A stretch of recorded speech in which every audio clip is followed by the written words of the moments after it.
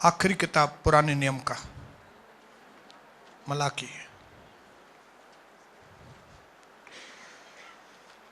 उसका 3रा अध्याय।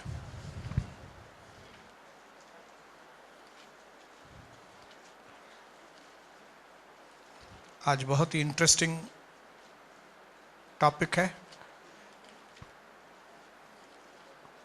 जिसमें बहुत लोग एंजॉय भी करते हैं और मैं खुद भी एंजॉय करता हूं।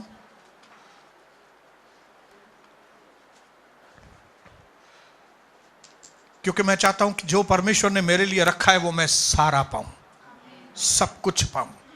जो मेरे पिताजी ने मेरे लिए रखा है उन सारी आशीषों को मैं अपने कब्जे में करना चाहता हूं। हालेलुया। जैसे मेरे संसारी पिता ने जो चीज मेरे लिए छोड़ी है, मुझे उसके ऊपर कुछ भी हो जाए कब्जा करना है। वैसे ही मेरे स्वर्गीय पिता ने जो मेरे लिए रखा है वो मेरे कब्जे में आना ही चाहिए। हालेलुया। आइए 3रा अध्याय उसका 10वां वचन के आगे साथ में पढ़ेंगे। सारे दशमांश भंडार में ले आओ कि मेरे भवन में भोजन वस्तु रहे। और सेनाओं का प्रभु यह कहता है कि ऐसा करके मुझे परखो कि मैं आकाश के झरोखे तुम्हारे लिए खोलकर तुम्हारे ऊपर अपरंपार आशीष की वर्षा करता हूं कि नहीं। अपने हाथों को परमेश्वर की ओर उठाएंगे। पिता, इसी वक्त मैं प्रार्थना करता हूं, हमारे आशीषों के ऊपर हर जंतु को मैं धुड़कता हूं यीशु मसीह के नाम से। हमारे हृदय की कंजूसी, हमारा हृदय जो आपके लिए अभी तक बंद है, उस हृदय को मैं यीशु के नाम में आज्ञा देता हूं, वह हृदय प्रभु के लिए खुल जाए और मेरे पिता की महिमा हमारे देने के द्वारा हो। हालेलुया। धन्यवाद पिता, प्रभु यीशु मसीह के नाम से मांगते हैं। आमीन आमीन। अपनी जगह पे बैठ जाएंगे। तालियां आप इससे ज्यादा अच्छी बजा सकते थे।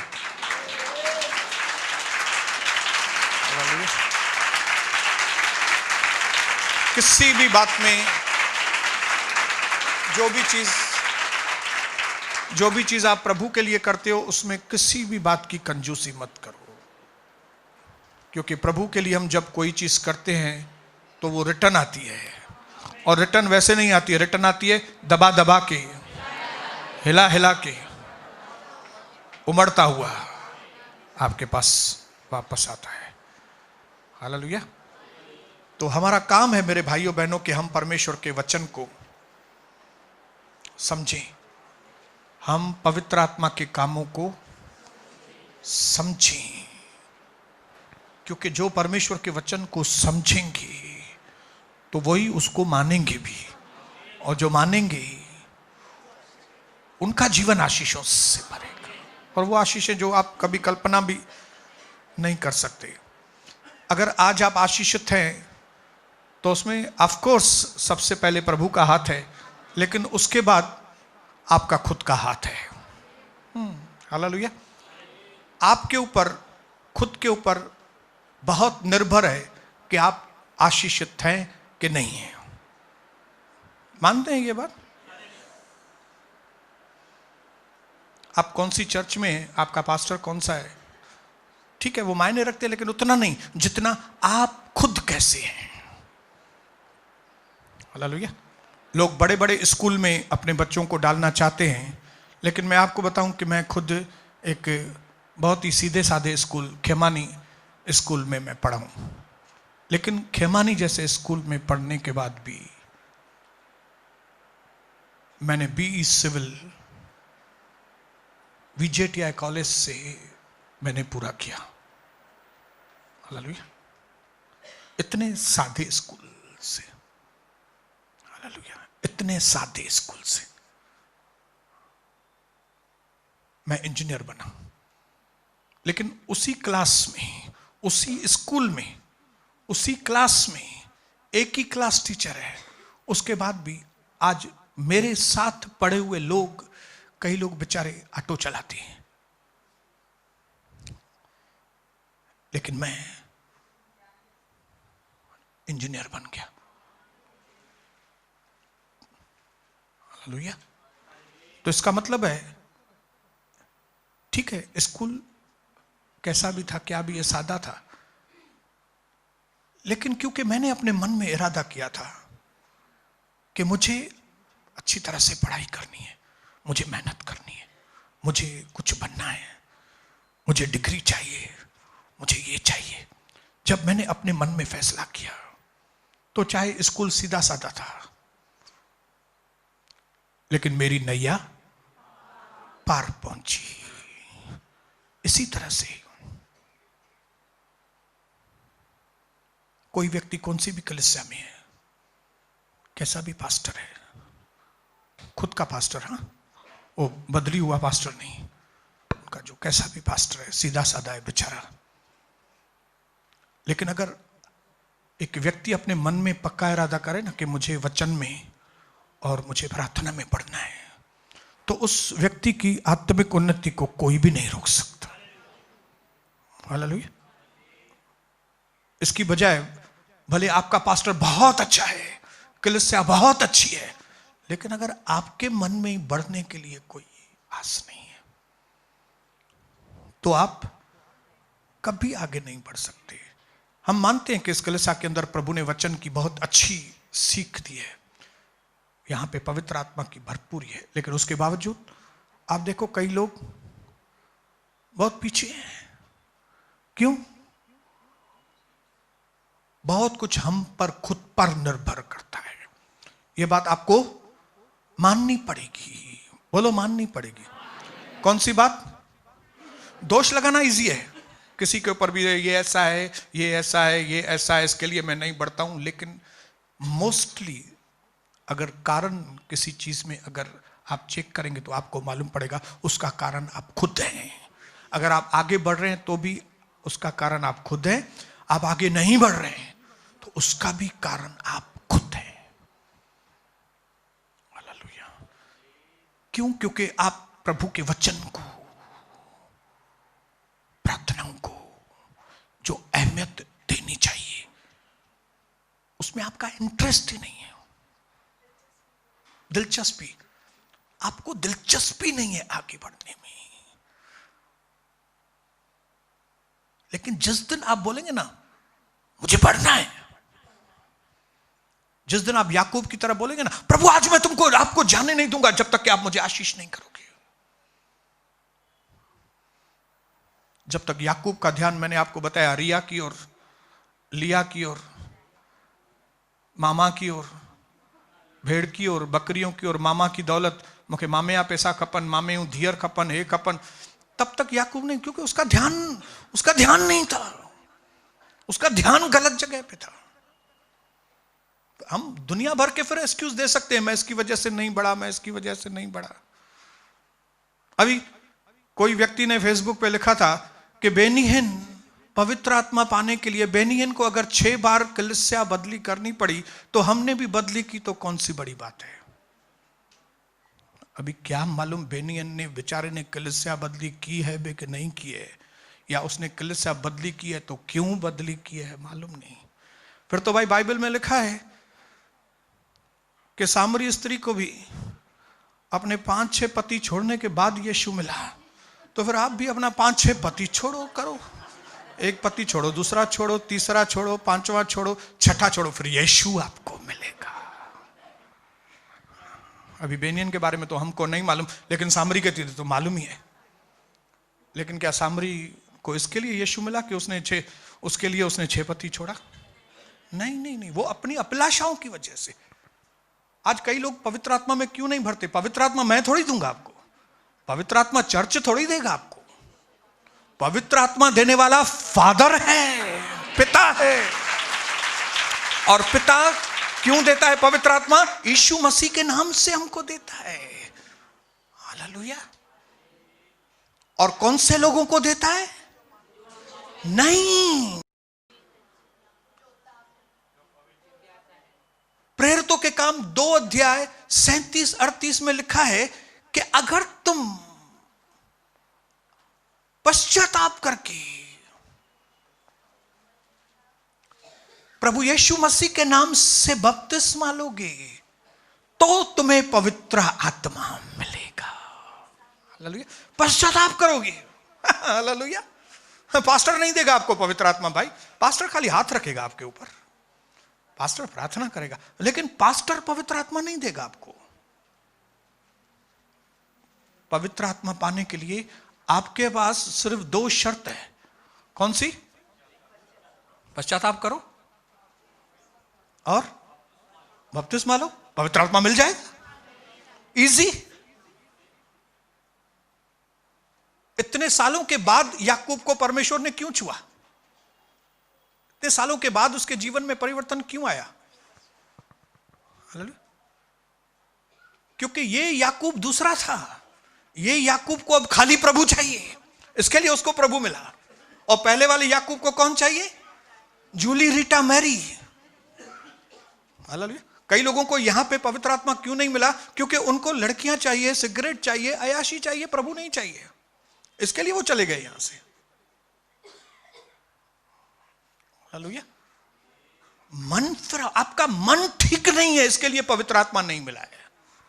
अगर आप पश्चाताप करके प्रभु के पास आएंगे, आपका मन ठीक है, पवित्र आत्मा उसी वक्त आपको मिलेगा। पतरस ने शिमोन जादूगर से कहा, शिमोन तेरे मन की जो कड़वाहट है ना, ये तेरी पित्त की वजह से तेरे को पवित्र आत्मा नहीं मिल रहा है, क्योंकि तेरे मन में पैसों की हवस, शोबाजी की लगी पड़ी है तुमको, इसके लिए तुमको पवित्र आत्मा नहीं मिली। तुम क्या, पवित्र आत्मा तुमको रुपयों से मिलेगी? तुम्हारा मन ठीक नहीं है। शिमोन जादूगर को क्यों नहीं मिली पवित्र आत्मा? उसका मन ठीक नहीं है। कई लोगों को पवित्र आत्मा क्यों नहीं मिलता है? मन ठीक नहीं है, नियत ठीक नहीं है, पश्चाताप ठीक नहीं है। आप शर्ती नहीं मानेंगे प्रभु की, तो आपको पवित्र आत्मा कैसे मिलेगा? फिर तो आपको कलीसिया कलीसिया घूमना पड़ेगा। एक कलीसिया से दूसरा, दूसरे से तीसरा, 6 क्या 12 कलीसिया भी घूम के आइए। जैसे गए थे और खराब होके वापस आएंगे। याद रखना, जिंदगी में आपके खुद के ऊपर निर्भर है, कलीसिया के ऊपर, पास्टर के ऊपर बाद में, पहले हम पर निर्भर है। मां सही आया तो सब कुछ सही थी। समझ में आ रही है बात? अगर आप सही हैं, आपको प्रभु चाहिए, आपको पाप छोड़ना है, आपके लिए सब द्वार खुल जाएंगे। लेकिन अगर आपके और मेरे मन में पित्त की सी कड़वाहट है, पवित्र आत्मा उस जगह पे नहीं आएगा। हालेलुया। आज का हमारा टॉपिक ये नहीं था। हमारा टॉपिक तो फाइनेंस है, क्योंकि 8 मीटिंग प्रभु के परिवारों के बारे में बात करने के बाद प्रभु ने अगुवाई की कि हम फाइनेंस के ऊपर बात करें, क्योंकि परमेश्वर के राज्य का जो पैकेज है, जब हम प्रभु के राज्य में प्रवेश करते हैं तो सिर्फ आत्मिक आशीष नहीं है। हालेलुया। सिर्फ आत्मिक आशीष नहीं है प्रभु के राज्य में। जब हम यीशु मसीह को ग्रहण करते हैं, पानी में डूब के बपतिस्मा लेके बाहर आते हैं, तो हम परमेश्वर के राज्य में प्रवेश करते हैं। तो कई लोगों को ऐसा लगता है बस अभी हमको खाली आत्मा में उन्नति मिलेगी, मतलब हम खाली सुधरेंगे, बस पैसों का भरोसा नहीं है। तो मैं आपको बताऊं, न सिर्फ आप सुधरेंगे, लेकिन आपका पारिवारिक जीवन ब्लेस्ड होगा, आपके संबंध आशीषित होंगे। और उसके बाद नंबर 3, आपका इकोनॉमिक्स, जो लोग इकोनॉमिक्स में कमजोर हैं वो इकोनॉमिक्स में होशियार हो जाएंगे। जिनका फाइनेंस कमजोर है उनका फाइनेंस मजबूत होगा, ताकि हम आत्मा में भी, पारिवारिक रीति से भी और फाइनेंस में भी हर जगह पे हम हम पावरफुल बने, हम हर चीज में जयवंत से ज्यादा बढ़कर बने। इसके लिए प्रभु का एक भी दासा, बाइबल में बताइए, एक भी व्यक्ति गरीब नहीं है। हालेलुया। मैंने आपको नाम भी बताया, इब्राहिम, इसाक, याकूब, यूसुफ, दाऊद, सुलेमान, केड़ा भी मानू चाहो नहीं। पौलुस इंजीनियर था, लेकिन कभी किससे भीख नहीं मांगी। हालेलुया। दाऊद कहता है कि सुलेमान कहता है, मालूम नहीं, कहता है मैं बचपन से लेके, लड़कपन से लेके बुढ़ापे तक मैंने एक ही चीज मार्क की है, मैंने अनुभव किया एक चीज का, कि मैंने देखा है कि धर्मियों के लोग, धर्मियों के बच्चे कभी लोन नहीं मांगते। धर्मियों के बच्चे जो है ना, वो ये नहीं बोलते मेरी मदद करो, मेरी मदद करो भाई, मेरे को पैसे का कमी है। धर्मियों के लोग नहीं करते। हालेलुया। आपने भगवान के नाम से दे दो, भिखारी देखे होंगे। आपने अल्लाह के नाम से दे दो, भिखारी देखे होंगे। आपने कभी एक भिखारी भी मिला है जो बोले यीशु मसीह के नाम से दे दो मुझे? एक बताइए।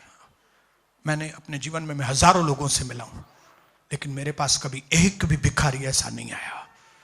कई कलीसियाओं में, कई चर्चेस में, मैं कई दुनिया की चर्चेस में गया हूं कि कोई ऐसा एक भिखारी आए जो बोले यीशु मसीह के नाम से मुझे।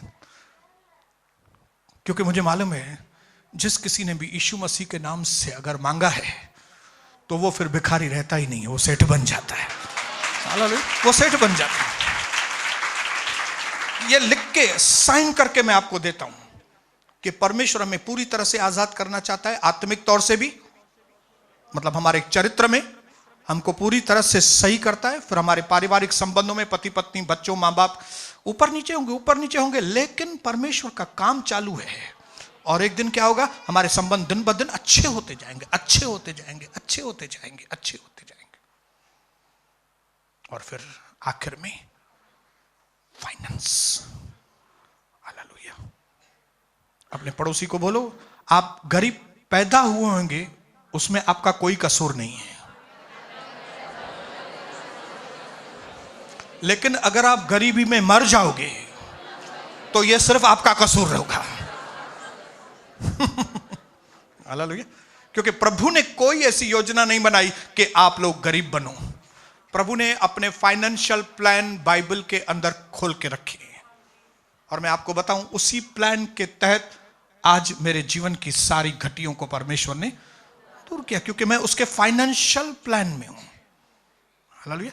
मुझे 1 साल 2 साल उसका फाइनेंशियल प्लान समझने में लगा, लेकिन जैसे ही मुझे समझ में आ गया, उसकी फार्मूला समझ में आ गई और मैंने उस फार्मूलास के अनुसार काम करना चालू किया, तो मेरी जिंदगी का अंदर फाइनेंस बदलना चालू हो गया। और मैं जो वीसियां भरने वाला व्यक्ति था, ये वीसी भरो, ये जब मैंने 1993 में यीशु मसीह को ग्रहण किया, तब 3 वीसी में भरता था, क्योंकि हमेशा मुझे पैसों की तकलीफ होती थी। लेकिन यीशु मसीह को ग्रहण करने के 6 महीने के अंदर वो तीनों वीसी मैंने बंद कर दी। मैं वीसी चलाने वाला नहीं था, मैं वीसी भरने वाला था। हाँ, ये ना समझो माँ वीसी वारो ना आया बाबू। हालेलुया। लेकिन मैं वीसी भरने, मेरा दोस्त था वो वीसी वाला था, उसके पास मैं भरता था। नरेश दोषी सरनेम था उसका, दोषी नहीं था। हालेलुया। नरेश दोषी। तो 6 महीने के बाद जब मैंने उसको कहा अभी मुझे वीसी मुझे नहीं भरना है, तो बोलता था सोनी क्यों, क्या बात है? मैं बोला अभी मेरे को पैसे का जरूरत नहीं है। तो बोलता था ठीक है, जरूरत नहीं है तो आप आखिरी हाथ उठाना ना, आपको बहुत फायदा मिलेगा। मैं बोला मेरे को वो फायदा नहीं चाहिए, मुझे कॉपर वायर बेच के जो फायदा, वो शायद मुझे चाहिए। तो आप अगर कॉपर वायर चाहिए तो मैं बोलो भेजूं, उसमें से मैं कमाऊंगा। हालेलुया। और वो आदमी हैरान हो गया कि सडनली इस व्यक्ति को क्या हुआ है। उसको क्या मालूम कि मुझे अभी जो सही फार्मूला है वो मिल गया है, अभी ये गलत फार्मूला मेरे पास नहीं चलेगा। और 1993 से लेके आज 2019 है, मैंने एक भी वीसी नहीं भरी है। हालेलुया। एक भी लोन नहीं उठाया, हाँ, एक दो कार निकाली थी, कार के लिए लोन निकाला था, लेकिन वो प्रभु ने मुझे कैपेसिटी दी है, वो वाइट मनी आप समझ सकते हो उसके अंदर। हालेलुया। वो लोन इसके लिए नहीं लिया कि मेरे पास पैसे नहीं है, मैंने इसके लिए लिया कि वो सब गाड़ी जो है सही तरीके से चले। लेकिन मेरे पास घटी है, मेरे पास नहीं है। ये मैंने 1994 के बाद मैंने एक दिन भी ऐसा नहीं देखा कि जब मेरे पास पैसों की घटी हो। ये क्यों हुआ? Because there is a financial plan. Hallelujah. पैसों को कमाने की एक योजना है जो परमेश्वर ने आपके लिए और मेरे लिए रखी है। उस योजना में आने से पहले मैं चाहूंगा मैं कुछ चीजें आपको मैं बताऊं, ताकि हमारा माइंड वो कई बातों में साफ हो। हालेलुया। जो सिंपल कायदे हैं पैसों के, वो सिंपल कायदे हमको समझने होंगे। फाइनेंशियल प्लान की शुरुआत करने से पहले मैं पूछना चाहूंगा, कितने लोगों को सच में पैसों की आशीष चाहिए? थोड़ा थोड़ा क्यों हाथ ऊपर करें? मैं सबसे बड़ा हाथ मैं ही ऊपर करता हूं। देखिए, मैं सुपर स्पिरिचुअल नहीं हूं। कई लोग सुपर स्पिरिचुअल है, मालूम है? न असा कि तो पवित्र आत्मा खपे, खाली पैसन की जरूरत है काने। ओके, तडेशत सब पैसा मुझे पाऊंगा।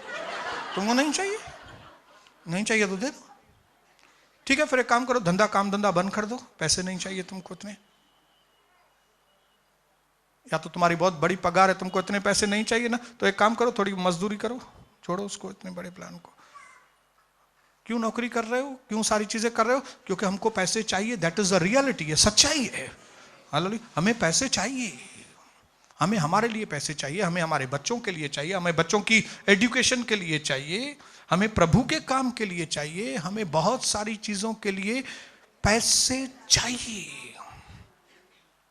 तो बेसिक चीज जो मैं आपको, सबसे पहली चीज जो आपके सामने क्लियर करना चाहता हूं वो है कि हम सबको पैसों की जरूरत है। और उसके ऊपर मैं खुशखबरी आपको बताना चाहता हूं कि परमेश्वर आपको पैसे देना चाहता है। अपने नाम के निमित्त हमने पढ़ा कि वो आपको सामर्थ्य देता है कि आप पैसे कमाओ। हालेलुया। ड्यूटरोनॉमी 8:18 में हमने कल उस दिन पढ़ा था, आज नहीं पढ़ेंगे। लेकिन एक चीज मैं आपको बताऊं कि जब प्रभु आपको देना चालू करे तो आपको एक चीज में केयरफुल होना है, और वो है अपने दिमाग को संतुलित करना है। जब पैसा आता है तो कई लोगों का दिमाग जो है ना, आशीषें आना उतना डेंजर नहीं है जितना आशीषों में चलना डेंजर है। आशीषें आ जाती हैं बहुत आसानी से, कई बार आ जाती हैं, आसान है, लेकिन उन आशीषों में सही तरीके से चलना वो बहुत कठिन है। कई लोगों की कमाई 10,000 से 30,000 हो जाती है, और जैसे ही उनकी कमाई 10,000 से 30,000 हो जाती है, उनका खर्चा 8,000 से 32,000 हो जाता है। अभी पैसा आ गया है, अभी ये मारुति 800 क्या करेंगे, अभी ये घर क्या करेंगे पुराना, जाने दो, अभी नया घर, अभी ये क्या करेंगे, अभी ये जाने दो, ये भी जाने दो, ये भी जाने दो, ये भी जाने दो। और फिर मालूम पड़ा कि 10,000 में से कमाई भले 30,000 हुई, लेकिन खर्चा हो गया 35,000। तो हर महीने में कमाई नहीं हुआ, हर महीने 5,000 नुकसान हुआ। और 25 अध्याय मत्ती के अंदर प्रभु के वचन में लिखा है that God wants profitable servants। English का ट्रांसलेशन मैं आपको बता रहा हूं। Welcome dear my profitable servant. Hallelujah. एक को 5 सिक्के दिए थे, एक को 2 दिए थे, एक को 1 दिया था। 5 वाले ने 5 में से 10 करके आया, तो उसको प्रभु ने क्या कहा? वेलकम, मेरे विश्वास योग्य, मेरे इंग्लिश में लिखा है माय प्रॉफिटेबल सर्वेंट, वो फायदा करने वाली।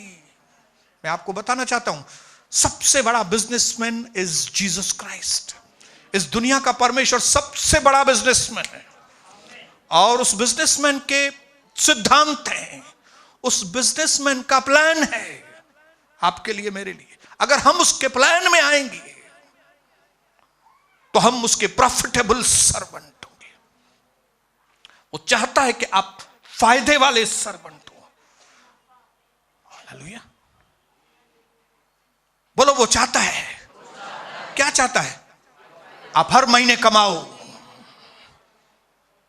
ऐसा कौन सा बाप है जो अपने बेटे के लिए ये नहीं सोचेगा? मैं समझता हूं हर बाप अपने बेटे के लिए सोचेगा कि मेरा बेटा बहुत अच्छा कमाए, कम मेहनत में ज्यादा कमाए। हालेलुया। मैं चाहता हूं मेरा बेटा कम मेहनत करे लेकिन कमाए ज्यादा, कमाए ज्यादा, because money is important. Hallelujah. Money is important. अपने पड़ोसी को बोलो, पैसा बहुत जरूरी है। प्रभु ने कहीं भी लिखा कि तुम 24 घंटा घुटना टेक के हाथ ऊपर करके 24 घंटा बैठ जाओ घर में, या 24 घंटा तुम बाइबल पढ़ो बैठ के।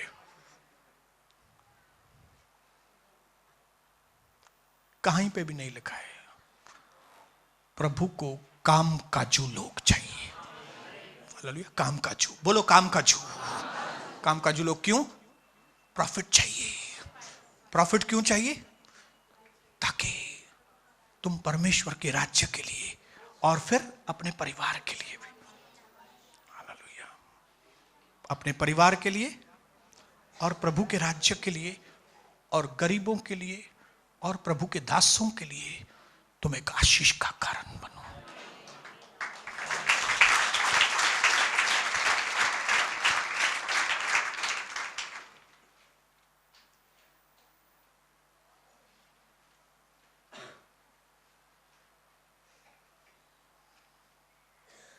दूसरा कोरिन्थियन 9 अध्याय उसका 10 वचन।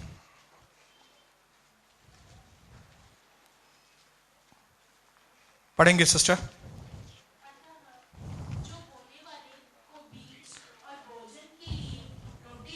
जो मतलब वो परमेश्वर, परमेश्वर के लिए लिखा है। वो क्या करता है?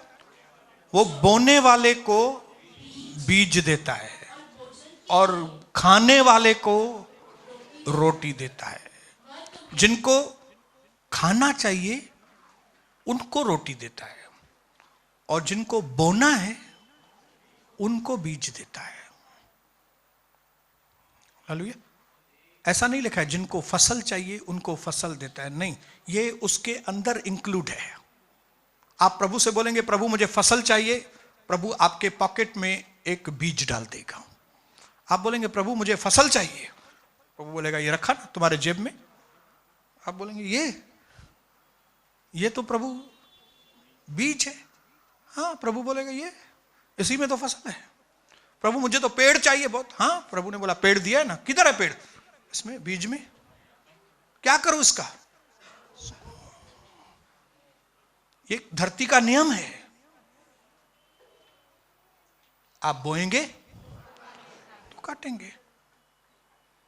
क्या ऐसी कोई जमीन है जिसमें बोए भी नहीं फिर भी? दुनिया में ऐसा कोई भी नहीं है। ये नियम है, ये कायदा है, ये आद जुगात से होता आया है। आप पत्थर ऊपर फेंको वो नीचे आएगा। Why? Because there is a gravitational law. कायदा है। हिंदी में क्या बोलते हैं ग्रेविटेशनल लॉ को? मालूम नहीं, आप समझ जाओ। वो कायदा है, भले आद जुगात से, लेकिन होता है। आप पत्थर ऊपर फेंको वो नीचे आएगा, कोई भी चीज ऊपर फेंको नीचे आएगा। खाली हाइड्रोजन भरा हुआ फुगा वो ऊपर जाएगा। हालेलुया। आप बोलेंगे नहीं मैं नहीं मानता हूं, मैं 7 वाले से जम मारूंगा। मारो मारो मारो मारो मारो तो फिर मर जाओ।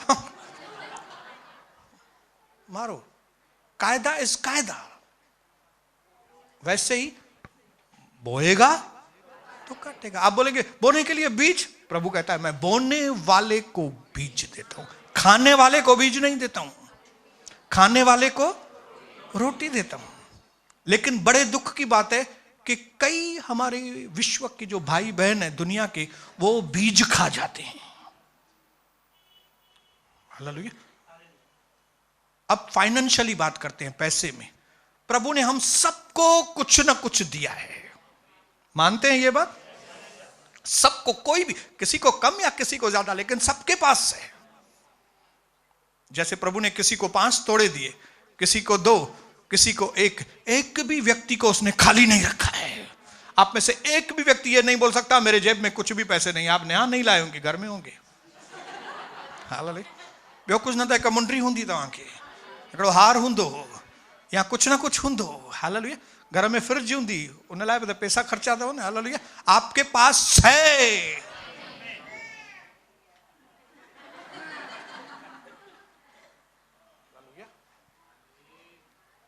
लेकिन बड़े दुख की बात है कि कई लोग बीज को बोने वाले नहीं, बीज को खाने वाले लोग। और जो बीज को खा जाते हैं वो बीज नहीं देता। ये बीज को खाने वाले कौन है मालूम है? जो कहते हैं बस बस प्रभु काफी है जेको मुखे आए, बस प्रभु मेरे पास काफी है, बस इतना है ना मेरे लिए काफी है। तो प्रभु बोलता है ये जो दिया है मैंने तुमको, तुम्हारे लिए नहीं दिया है मैंने। अगर आप ये समझते हो ना कि आपके पास जो है वो सिर्फ आपके लिए है, तो आप बीज खाने वाले लोग हो, बीज खाने वाला। उस जगह पे बरकत नहीं आती है कभी भी। हाथ खाली खाली, हमेशा हाथ खाली। सुबह से लेकर शाम तक मैं अपने पुराने जीवन में इतना बिजनेस करता था, और शाम को रात को व्यापारियों को देने के लिए मुझे जवाब देना पड़ता था। कविता को बोलना पड़ता था कि कविता बोलो मैं घर पे नहीं हूं। जितने लोग भी आज तक वैसे करते हैं ना कि बोलो मैं घर पे नहीं हूं, ये लोग कौन है मालूम है? ये बीज खाते हैं, बीज बोते नहीं है।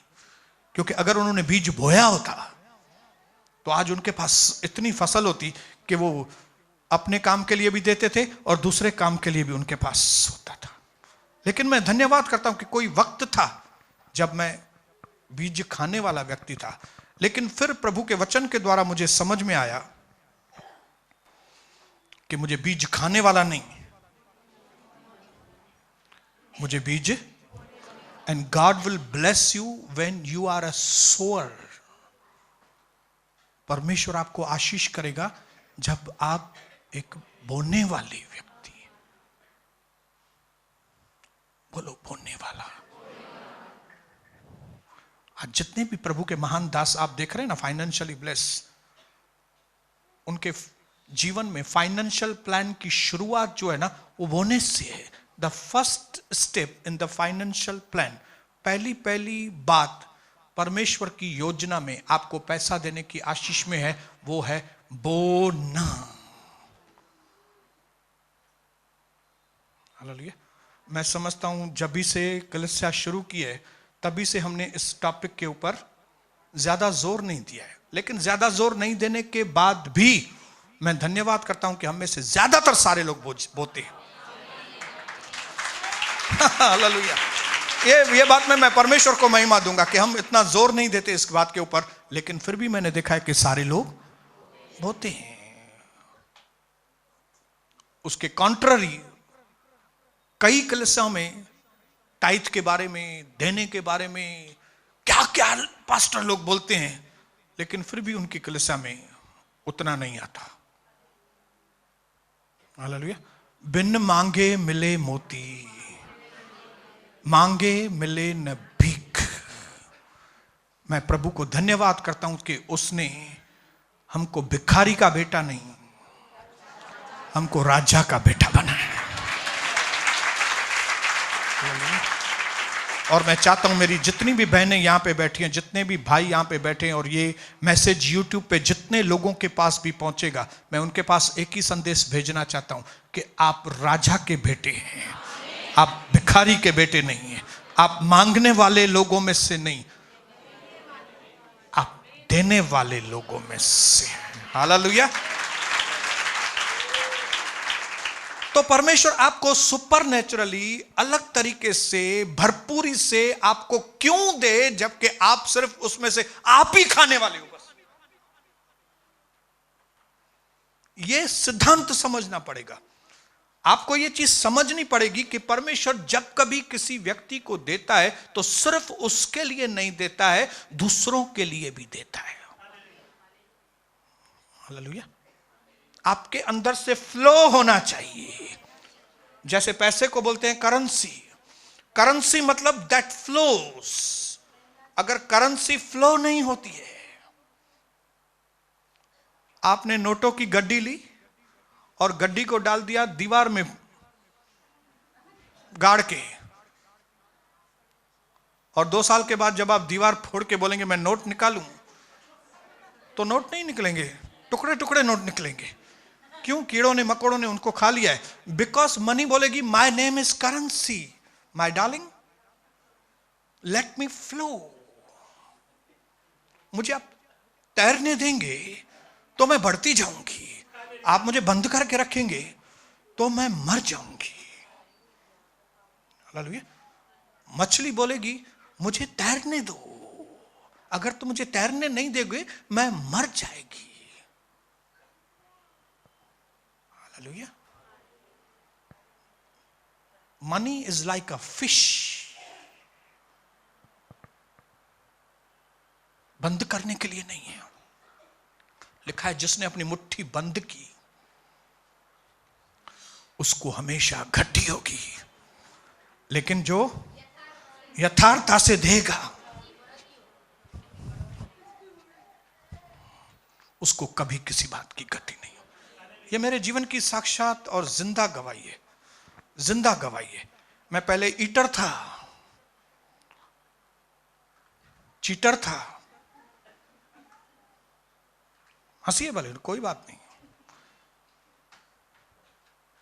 ईटर था क्योंकि चीटर था, लेकिन बाद में सुअर बना।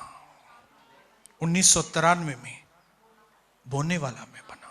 उसके बाद से बरकतें आना, उसके बाद एबंडेंस ब्लेसिंग आना चाहिए।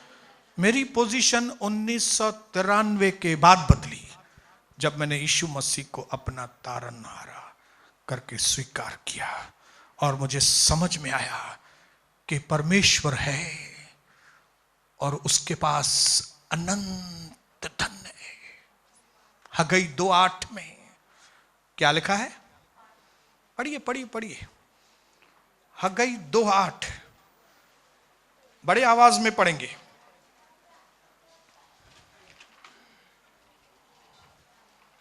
चांदी तो मेरी है और सोना भी मेरा ही है, सेनाओं के यहोवा की यही वाणी है। सोना किसका है और चांदी किसकी है? मालिक कौन है? यह चीज मुझे समझने में देर लगी, लेकिन आखिर में समझा that God is the owner. मालिक वो है, हम उसके अनुग्रह से उसमें से एंजॉय करते हैं खाली। समझ रहे हैं बात को? हम ओनर नहीं है। सिकंदर ने जाने के पहले कहा कि मेरे दोनों हाथ बाहर निकाल देना भाई, ताकि लोगों को मालूम पड़े मैं कुछ भी साथ में लेके नहीं जा रहा हूं। यह जिंदगी की सच्चाई है जो उसको लास्ट में मालूम पड़ी, लेकिन आप और हम धन्य हैं कि हमें पहले से ही मालूम है। हालेलुया। इसके लिए हम ज्यादा समय इसके पीछे नहीं दौड़ते, लेकिन जो हमको देता है पैसा हम उसके पीछे दौड़ते हैं।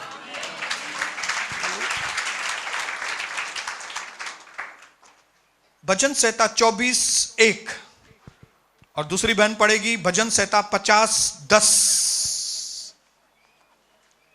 और भी बात क्लियर हो जाएगी कि इस दुनिया का स्वामी कौन है। अंबानी के यीशु मसीह, या दुनिया का जो नंबर 1 करोड़पति है वो है कि प्रभु यीशु मसीह है? पढ़ेंगे। पृथ्वी और जो कुछ भी उसके अंदर है परमेश्वर का है। कोई बोल सकता है? कोई दुनिया का कोई संत महात्मा बोल सकता है?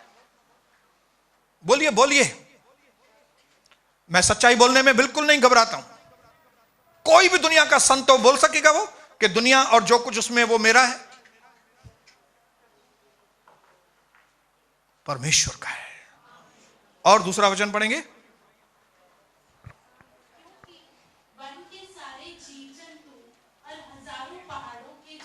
वन के सारे जीव जंतु, जानवर और ये सारी चीजें जो आपको दिख रही है, प्रभु कहता है ये मेरी है। हालेलुया। ये हाथी के दांत निकालकर जो तुम बनाते हो, ये हाथी मेरा है। ये चीते की खाल निकालकर जो उसमें से तुम बना रहे हो, ये मेरा है। ये जो चिकन तुम खा रहे हो, ये मेरा है। ये मैंने जो प्रॉन्स, जो झींगे रखे हैं, वो झींगे मेरे हैं। एंजॉय तुम कर रहे हो, एंजॉय मैं कर रहा हूं। He is the owner. मालिक वो है, हम उसके अनुग्रह से, उसका अनुग्रह तभी एंजॉय कर रहे हैं। हालेलुया। समुद्र उसका है, समुद्र में नमक उसका है, उसका अनुग्रह है तो नमक हम एंजॉय कर रहे हैं।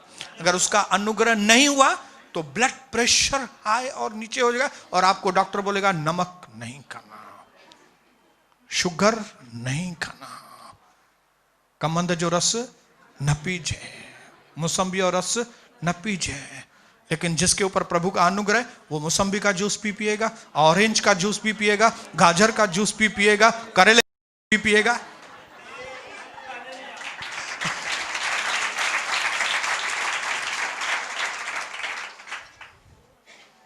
तो वो ओनर बोलता है कि तुम बीज बोके देखो। और उसने बताया है, जमीन दिखाई है, ये देखो ये जमीन कितनी फर्टाइल है। कितने लोग थे यहां पे जो गरीबी में आए थे? अभी देखो गरीब नहीं है वो लोग। मौसियों के पास भी बड़ा बड़ा नोट होता है, मैंने देखा। हाँ? ये कलिसिया भरपूर है, बिना मांगे ही भरपूर है। हालेलुया। बिना मांगे। अच्छी जमीन है। जैसे जकार्ता की जमीन में गया था, फलवंत जमीन, बीज डालो। और जैसे हम न्यूजीलैंड गए थे, कितनी फलवंत जमीन है, डालो और डालो। और मैं चाहता हूं कि हम अच्छी जमीन में बोएं, अच्छी कंपनी में। आप जब कंपनियों में बोते हैं तो आप कौन सी भी कंपनी में बोएंगे? हाँ?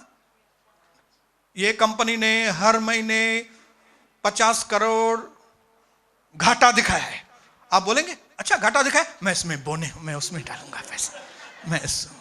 आप घाटे वाले में बोएंगे? किस में बोएंगे? रिलायंस, जियो और जीने दो। हालेलुया। बड़ी बड़ी कंपनियां जो इतना प्रॉफिट बताए, HDFC बैंक, ICICI बैंक, ये बड़ी बड़ी कंपनियों में आप बहुत से लोग क्यों बोते हैं? क्यों? क्योंकि उनको मालूम है यहां बोने से रिटर्न अच्छा मिलता है। वैसे ये प्रभु की जमीन है, प्रभु का राज्य, प्रभु की जमीन है। तुम सारे दशमांश मेरे घर में लेकर आओ। व्हाट इज दशमांश? दशमांश क्या है? ये दशमांश ये नहीं है कि बस किसी ने आपको बोला दशमांश, हाँ चलो चलो चलो दशमांश बोएंगे। नहीं नहीं नहीं, आप ऐसा वाइब्रेशन में 2 बार बोएंगे, 3 बार बोएंगे, फिर बंद कर देंगे, जब तक कि आपको समझ में नहीं आए कि दशमांश है क्या। दशमांश एक सिस्टमैटिक, पक्के इरादे के साथ, उसकी वैल्यू को जानकर बोया हुआ बीज है। क्या है? एक सिस्टमैटिक, डिसिप्लिन एक्शन है कि जिसमें हम परमेश्वर के घर में बोते। मैंने जब से दशमांश का बीज डालना चालू किया था, मेरा दूसरे खर्चे में डिसिप्लिन आ गया। पहले मेरे दूसरे खर्चे में डिसिप्लिन नहीं था, लेकिन जब से मैंने डिसाइड किया कि मेरे को प्रभु के घर में दशमांश देना है, मुझे प्रभु के घर को संभालना है, मुझे प्रभु ताकत दे रहा है कमाने की, मेरी जरूरत को प्रभु पूरा कर रहा है, ये धरती और ये सारी चीजें उसी की है, वो मुझे दे रहा है, तो मैं उसका आदर करूं, मैं उसका आदर करूं, मैं उसको गिफ्ट के रूप में, मैं उसको दान नहीं दे सकते। वो तो दानी सबसे बड़ा वो है, हम उसको क्या दान देंगे? भूल जाना, कभी दान शब्द भूल जाना प्रभु के लिए। कई बार हम भाइयों के मुंह से सुना है, हम प्रभु के घर में दान देते हैं। रखो पानावट, आप अपने पास रखो दान, प्रभु के गिफ्ट देना है तो दे दो। हालेलुया। गिफ्ट ना ही प्रभु के दास को, प्रभु के दास को मैं दान नहीं, प्रभु के दास को आपकी जरूरत नहीं है पैसों की। हालेलुया। यीशु मसीह को कई बहनें और कई भाई सपोर्ट करते थे, यीशु मसीह ना नहीं बोलता था उनको। क्यों? क्योंकि वो स्वयं इच्छा से बोते थे उनके जीवन में। क्यों? क्योंकि यीशु मसीह के अंदर बोना अच्छी जमीन है, प्रभु के घर में बोना अच्छी जमीन है। एक प्रभु का दास जिसके बारे में आपको मालूम है कि इसका चरित्र अच्छा है, ये प्रभु की सही सेवा करता है, जब आप ऐसे प्रभु के दास को गिफ्ट देते हैं तो आप सही जमीन में बोते हैं। जब आपको मालूम है कोई गरीब सच में तकलीफ में है और अंदर से आपको आवाज भी आती है पवित्र आत्मा की कि आप उसको मदद करो, जब आप उसको देते हो तो आप अच्छी जमीन में बोते हैं। और प्रभु आपके इन सारे बीजों को क्या करता है मालूम है? फलवंत करता है, बारिश भेजता है। क्योंकि वो बीज मर जाएगा, सूख जाएगा अगर बारिश नहीं आएगी। हमारा काम क्या है? बीज बोना। बारिश भेजना किसका काम है?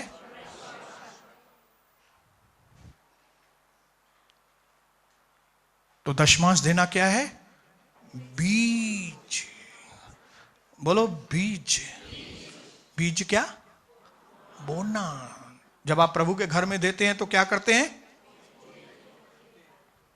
आप मेहनत करते हैं, कमाई करते हैं, लेकिन जब आप खर्चा लिखते हो तो आप बोलते हो अच्छा मैंने इतना कमाया, उसमें पहले तो प्रभु का है, इतना प्रभु को दूंगा, और फिर मेरे किराने का खर्चा इतना है, फिर मुझे इतना लोगों को पगार देनी है, फिर इतना ये करना है, फिर ये करना है, फिर ये करना है, फिर ये करना है। जब आप इस तरह से हिसाब करते हो ना और सबसे ऊपर लिखते हो पहले, आपको तो मालूम है पहले मुझे प्रभु में देना है, तो you will be the most successful.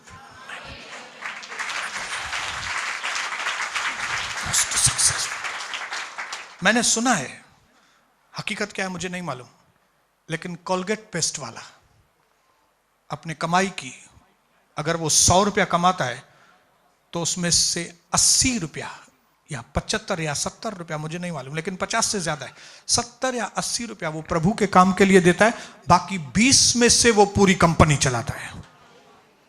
और आज तक कोलगेट की जगह पे चाहे पेप्सोडेंट हो, चाहे हिमालय हो, हिमालय को भी बाय बाय, पेप्सोडेंट को भी बाय बाय, दूसरा क्या नाम है पेस्ट?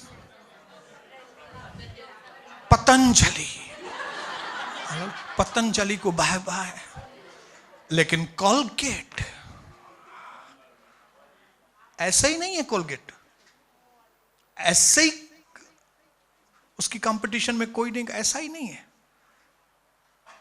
हालेलुया, बोलिए हालेलुया। फाइनेंशियल प्लान में सबसे पहला स्टेप जो है वो है बोना। अगर आप नहीं बो रहे हो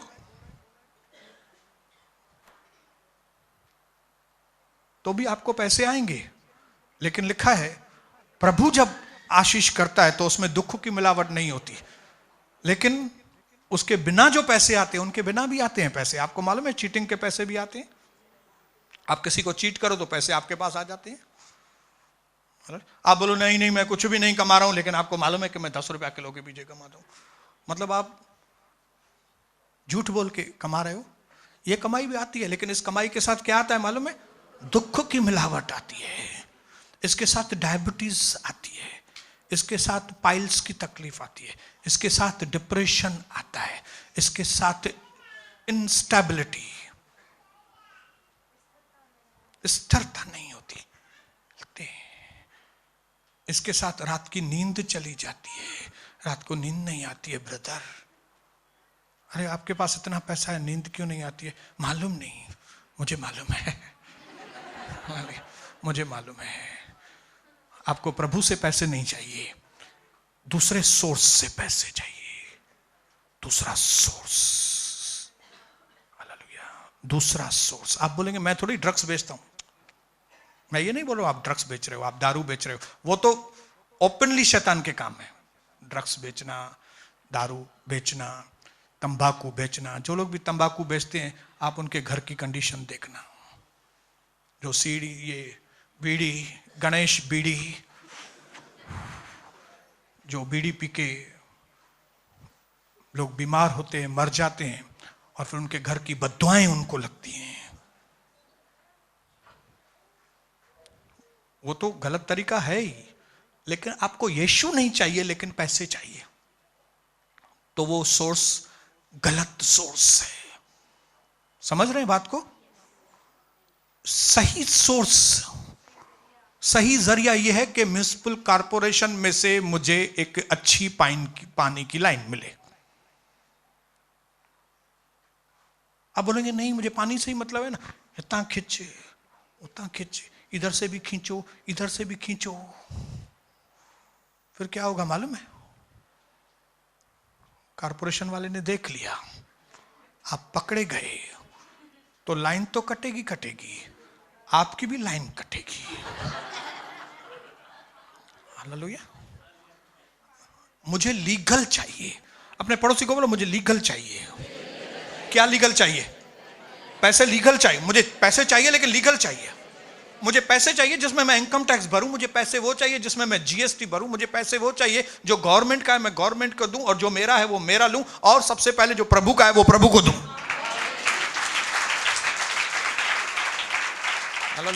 मुझे 1 नंबर वाला काम चाहिए, मुझे 2 नंबर वाला काम नहीं चाहिए। इतना बचाया इतना टैक्स न खपे मुखे, मेरे को वो काम नहीं चाहिए।